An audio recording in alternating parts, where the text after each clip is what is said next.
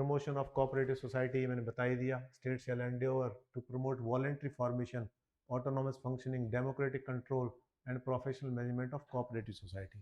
तो cooperative society के तहत कुछ दिनों पहले आपने देखा होगा कि कोऑपरेटिव सोसाइटी के तहत बसेस चल रही हैं, ये किलोमीटर स्कीम के ऊपर, ये भी कोऑपरेटिव की सोसाइटी की तरह चल रही है।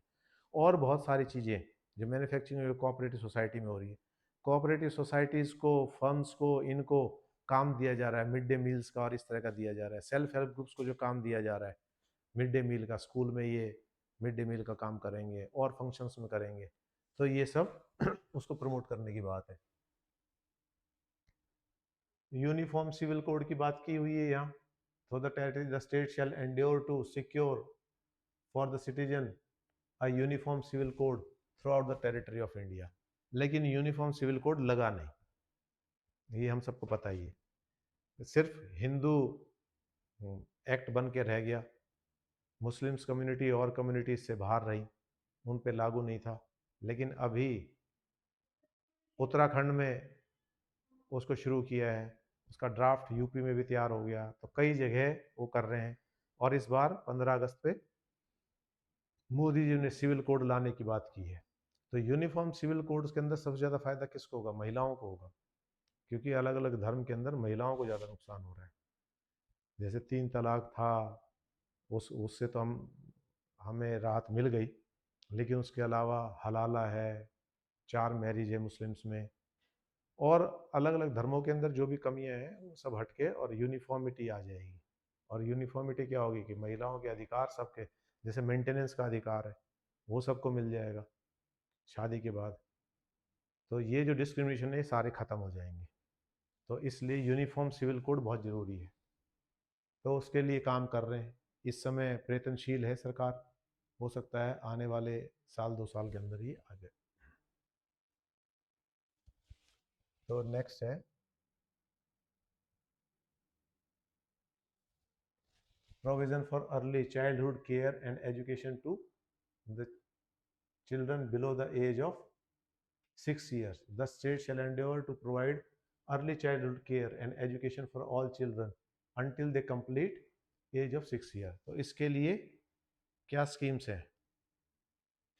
गांव के अंदर है ना बालवाड़ी, आंगनवाड़ी, आंगनवाड़ियों के अंदर ही चल रही हैं ये छोटे बच्चों के लिए। वहाँ उनके खाने का भी और उसका भी ध्यान रखा जाता है। तो सरकार की तरफ से भी चल रही है, प्राइवेट भी चल रहे हैं, क्रंच आजकल चल रहे हैं, प्ले स्कूल्स चल रहे हैं। तो प्ले स्कूल्स, गवर्नमेंट स्कूल्स में भी बहुत सारे में प्ले स्कूल आ गए। अब बच्चे को क्या कर दिया, 6 साल से पहले बच्चा फर्स्ट क्लास में एंटर होगा ही नहीं। मिनिमम एज उसकी कितनी होनी चाहिए? 6 साल। तो 6 साल से बच्चा इतने तब तक क्या करेगा? तब तक इनके अंदर जाएगा, प्ले स्कूल्स के अंदर जाएगा। ये है, ठीक है।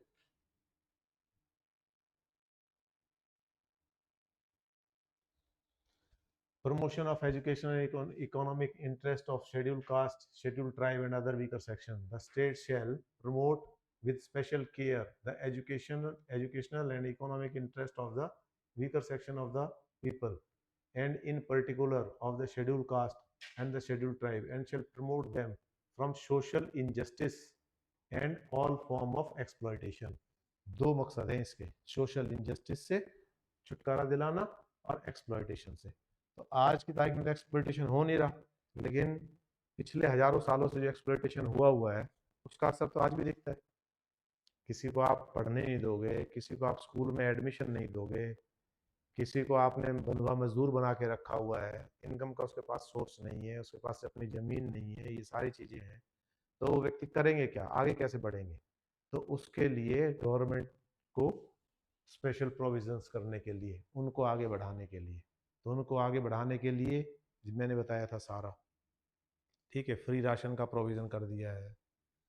यदि वो कोई मिस्त्री हैं, स्किल्ड हैं, तो उनके लिए औजार देना, इक्विपमेंट्स देना, उसके लिए गवर्नमेंट ने प्रोविज़न कर दिया 4-4.5 हज़ार का। उनके लिए ESI, EPF इनका प्रोविज़न कर दिया, मेडिकल हेल्थ का, इन सब का। तो बहुत सारे प्रोविजंस गवर्नमेंट लेके आ रही है इनके लिए, ठीक है। एजुकेशन के लिए आप सबको पता ही है कि एजुकेशन के लिए रिजर्वेशन सिस्टम है, ये सब है। तो उसके अलावा भी बहुत सारी स्कीम्स गवर्नमेंट इनको आगे बढ़ाने के लिए कर रही है, ताकि ये मुख्य धारा में आए और ये भी देश के उन्नति में सहयोग करें, भागीदार बने। ठीक है।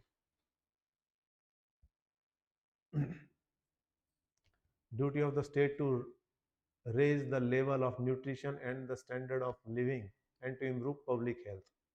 The state shall regard the rising of the level of nutrition and the standard of living for its people and the improvement of public health as among its primary duty. And in particular, the state shall endeavor to bring about prohibition of the consumption, except for medicine purpose, of intoxication drinks or and of drugs which are injurious to health. सरकार, बिहार सरकार ने जैसे कानून बनाई रखा है जिसके अंदर पूरी तरह से निषेध है शराब का सेवन इत्यादि। ठीक है। बाकी भी इसके लिए एक्ट्स लाए गए हैं, ड्रग्स को रोकने के लिए मुहिम चलाई जा रही है। ठीक है।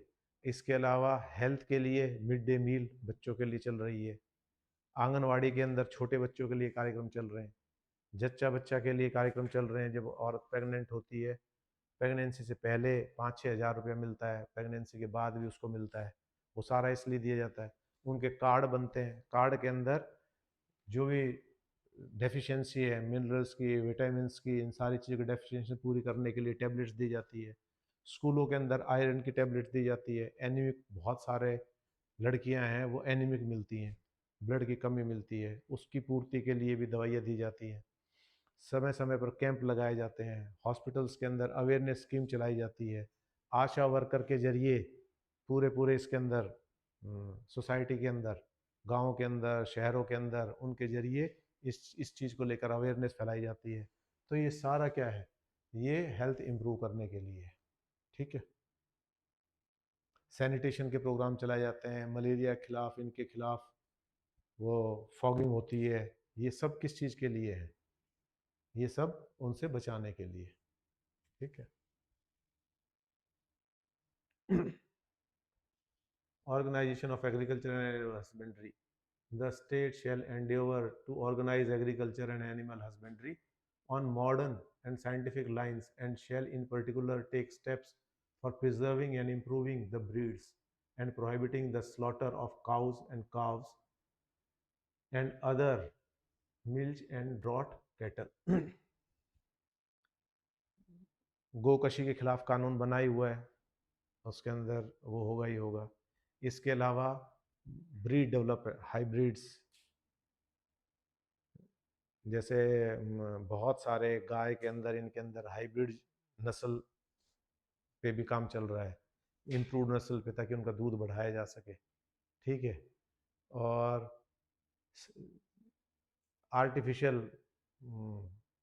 क्रॉस भी कराया जाता है, सीमेंस वगैरह बाहर से भी प्रिजर्व करके मंगवाए जाते हैं अच्छी नस्ल के, तो वो भी सारे प्रोग्राम गवर्नमेंट चला रही है। ठीक है।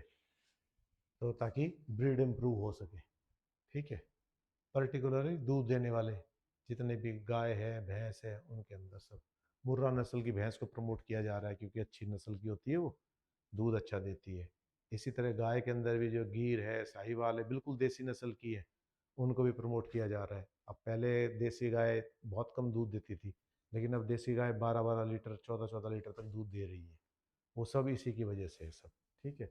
उनको फीड कैसी करानी है, क्या क्या चीज़ खिलानी है, उन जितने जैसे गलघोटू और इस तरह की बीमारियां आ जाती है उनके अंदर, बर्ड फ्लू वगैरह, उससे उनको बचाना, टीका लगाना, समय पे सारी चीज़ें करना।